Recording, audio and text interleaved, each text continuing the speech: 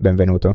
In questo video ti mostrerò come attivare o disattivare la luce LED sul tuo monitor da gaming XIAOMI G27Qi.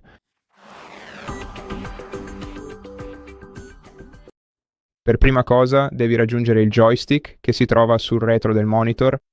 Puoi raggiungerlo dal lato destro e se lo premi una volta vedrai il D-pad sullo schermo. Ora devi spostare il joystick verso destra per aprire il menu principale e dopodiché scorrere verso il basso fino a Impostazioni di sistema. Qui in sistema dovrai spostare nuovamente il joystick verso destra, scorrere verso il basso fino all'opzione Luce LED e, se vuoi disattivarla, seleziona Risparmio energetico. Se vuoi attivarla, seleziona Acceso. E questo è tutto. Grazie per aver guardato questo video. Se ti è stato utile, considera di iscriverti al nostro canale, lasciaci un like e un commento qui sotto e ci vediamo al prossimo video.